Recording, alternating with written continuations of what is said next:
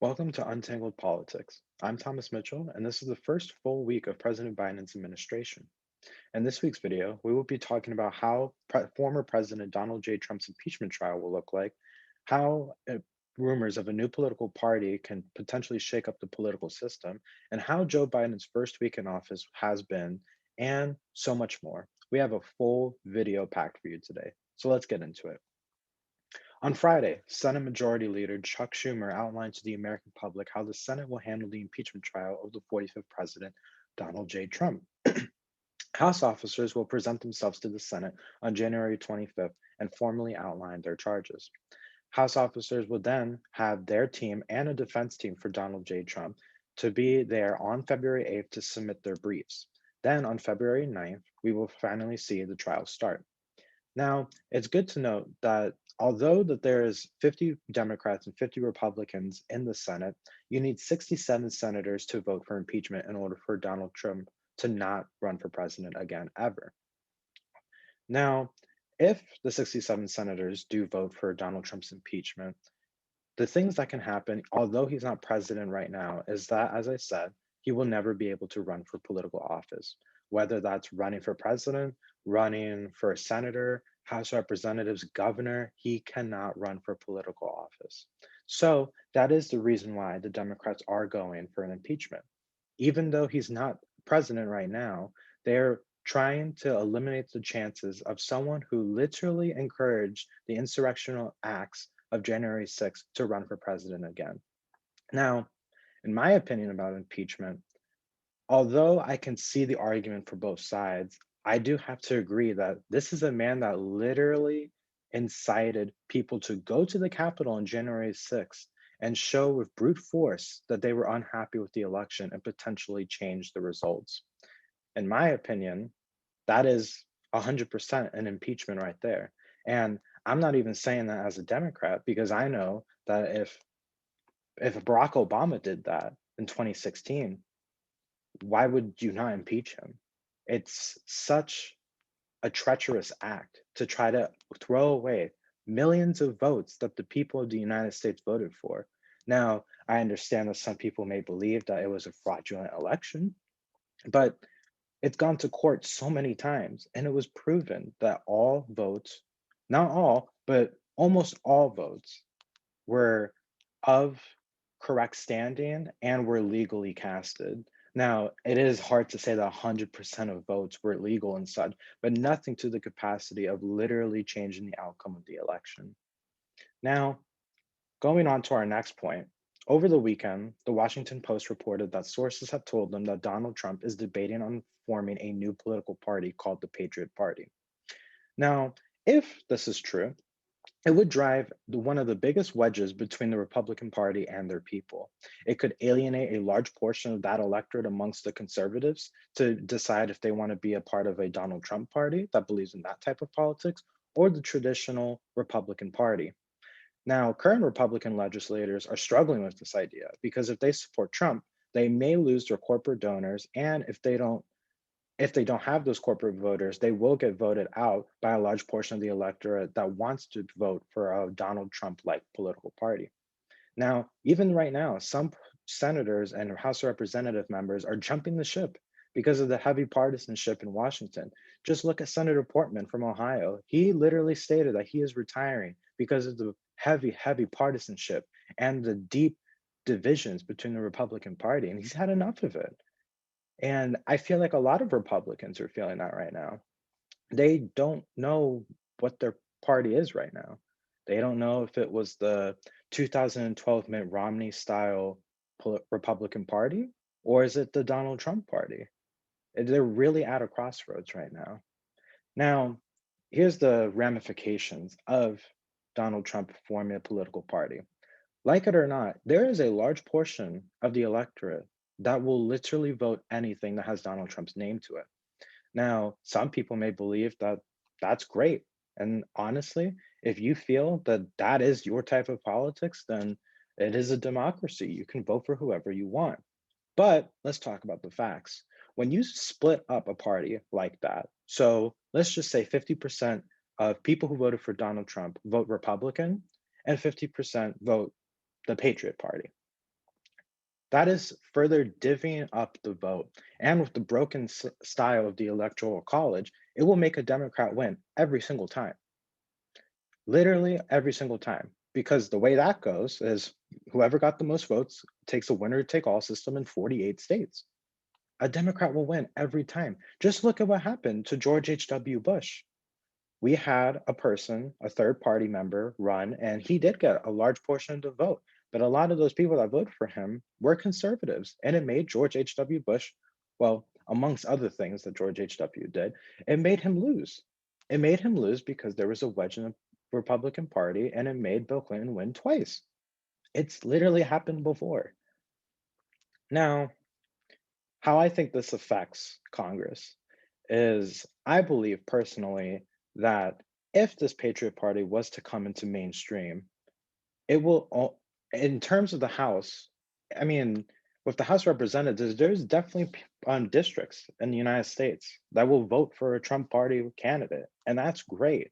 But again, you will further drive a wedge between the Republican Party and you will make the Democrats win every single time. They will consistently gain the majority in the House. And if you look at the Senate, although the Senate's a little harder to convince your constituents that you're better than the other candidate, I mean, there's definitely some states. Just look at Wyoming. Wyoming would definitely probably vote for Liz Cheney to be voted out for a Trump style Republican or a Patriot Party or Trump supporter. And the Republican Party loses people in the process. So now you have one majority party in Congress, and that would be the Democrats, and you have two minority parties who will, I wouldn't say never gain the majority, but it would take a long time, a very long time for them to regain a majority, especially with how politics is nowadays. Now, as I've hinted, I personally believe in a multi party system. I think it is one of the best ways to show democracy. I mean, look at our neighbors in the North. Canada has a multi party system, and it makes them not be able to do partisan politics. They have to convince multiple parties to form a government. Now, people may argue with the validity of that. But I mean, just look at the Democratic Party. You have some people on the right saying that all Democrats are socialists. And I mean, that's couldn't be more wrong. You have people like Senator Joe Manchin, who is so far on the right side of the Democratic Party, a conservative Democrat. And then you have people like Alexandria Ocasio Cortez or Bernie Sanders, who literally pride themselves and call themselves the Democratic Socialists. They're there, but they're not the majority of the party. And it's not fair to group them as that. Same thing for Republicans. Not all Republicans are Trump Republicans. They probably voted Trump because they believe in conservative politics, but they're not necessarily all about Donald Trump's way of politics. So I personally think that multi party should exist, but I'd be remiss to not say the pros and cons of it, which I've stated before.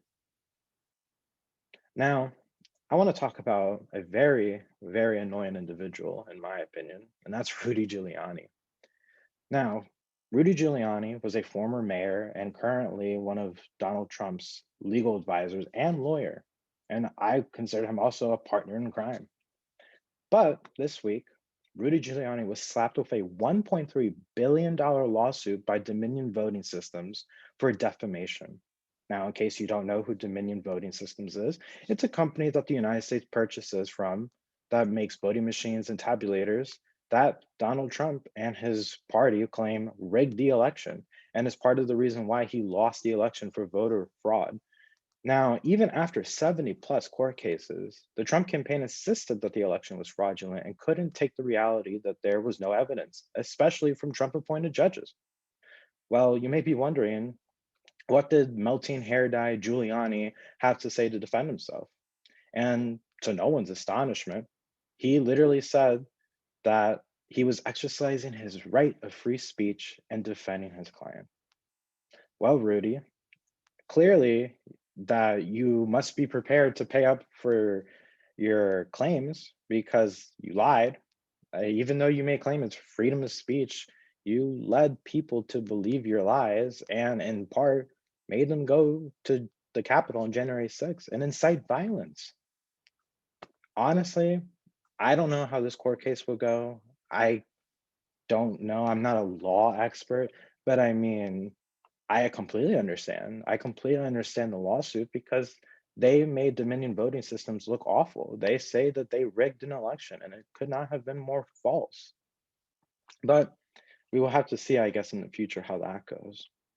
Now, I want to talk about the person that I despise the most in American politics, even more than Donald Trump, and that is Senator Minority Leader Mitch McConnell. Mitch McConnell signaled he would finally agree to Chuck Schumer's power sharing Senate rules and organization. This comes after McConnell opposed getting rid of the filibuster and believing without it, the minority party will have no way of having real arguments against major legislation.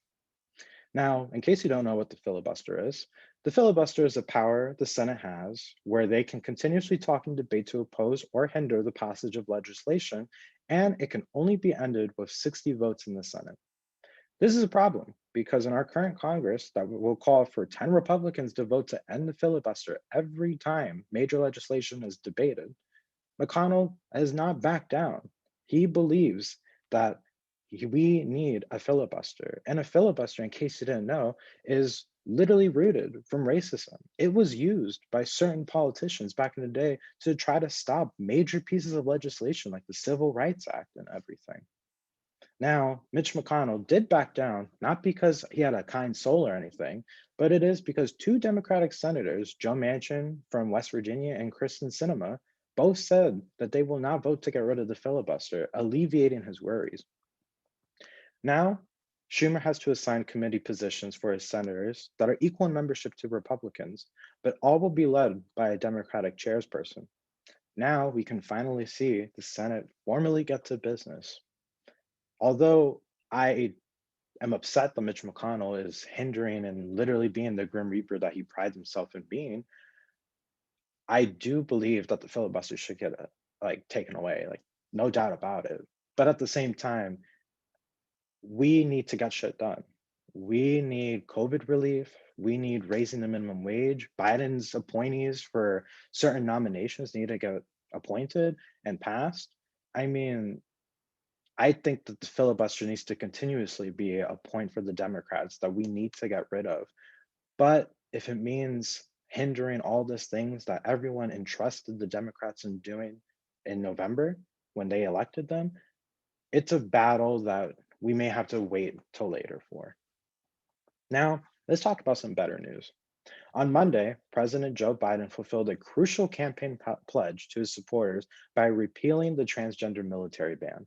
This repeal comes after the former President Trump banned transgender people in serving the military due to concerns of personnel not being with other soldiers of their biological sex and using their benefits to get sex change surgeries through the military.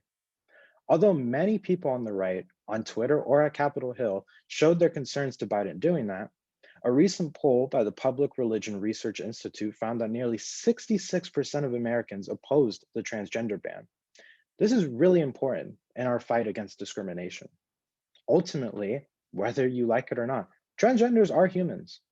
They are human beings and deserve the same rights and respect as cisgendered people do.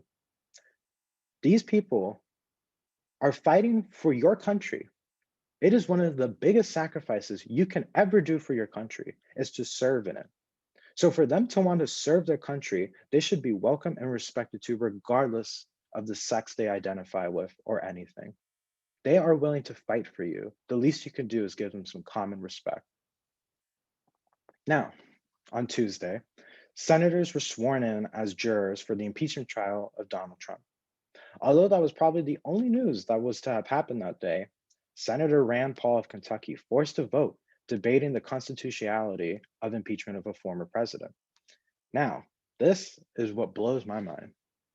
The vote was 55-45, with all 50 Democrats and only 5 Republican senators voting that the trial may commence. These 5 brave Republican senators were Senator Mitt Romney of Utah, Senator Lisa Murkowski of Alaska, Senator Susan Collins from Maine, Senator Ben Sasse from Nebraska, and Senator Pat Toomey from Pennsylvania. Many, and I mean almost all, the Republican senators believe that the trial is invalid in some way or form because the Chief Justice Roberts is not proceeding over the trial and instead a senator, aka the Senator pro tempore.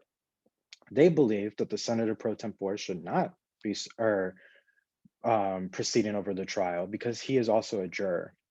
Well, although I can see their point, this has been done before. There has been plenty of impeachment trials, not just for president, but plenty of impeachment trials where the Chief Justice did not preside over the trial. So, in my eyes, this is an indication that they think Trump should just walk away scot-free. That what he did wasn't as bad, and we should just forgive him. Now, I'll be honest, as I said, we need 67 votes for impeachment to bar him from office. Although it looks like clearly off of the 55-45, we're not going to get to that point. I think it really, really shows the Republican Party, specifically the Republican Party in Congress. The fact that certain legislators were targeted to be assassinated, the fact that people lost their lives that day, the fact that as of now, two police officers who were there that day committed suicide because of the guilt that they felt, and the fact that they can still defend Donald Trump says it all. It is truly shocking, disgusting, and to be quite frank, treacherous. That's all I had to say about that. But again, let me try to go into some better news. Now, for climate, President Biden announced a new order to pause the government's leasing program for new oil and gas leasing on public lands. Biden's move is one that is meant to show his commitment of combating climate change. This move ultimately shows how far Biden is willing to go to advance climate change policies by using the full powers of his presidency. As Biden stated, we've already waited too long to deal with climate crisis. We cannot wait any longer. We see it with our own eyes. We feel it. We know it in our bones, and it's time to act. Although many on the right and members of the fossil fuel industry are against this move, Biden reiterates that his plan is to stick by the Democratic Congress and help a comprehensive climate plan where clean jobs can replace the current industry of gathering energy. According to the US Geological Survey, the extraction and consumption of oil, gas, and coal from federal lands and water account for almost 25% of the nation's total carbon dioxide. Biden's order also calls for the creation of the Civilian Climate Corps, which intends to work in restoring forests, improving recreation on public lands, and addressing the effects of climate change. Thankfully, with this in effect, it puts us in a positive direction. And it is truly something that we have needed for a very long time. And honestly, we don't have enough time to act on. So now is the time. Now, although that's all the news I have for you, I have to ask one thing. I think, in my eyes, one of the most important things for people to do is to be informed. I truly do believe that a democracy that's not informed is a democracy that's destined to fail. Now, there's one part of being informed, but it's also willingness to find what's right, the truth. Now, some people may say that they are so informed, but they watch biased or media. They look at OAN, they look at Newsmax, they look at Fox News, they look at CNN. They're partisan and biased. But ultimately, all I have to say is whether it's through this, whether it's going to find in the middle media, that is a responsibility that we all have to face and we all need to know. Where I get all this news from, I try as hard as I can to be as in the middle as possible for everyone. Because it's true. Democrats watch this and Republicans watch this, and people in the middle. And honestly, it's my goal to help you guys with that. So, although I only do this once a week, I encourage you to stay informed with the facts because without it, I don't know where we'll all be. Good news, good news, good news.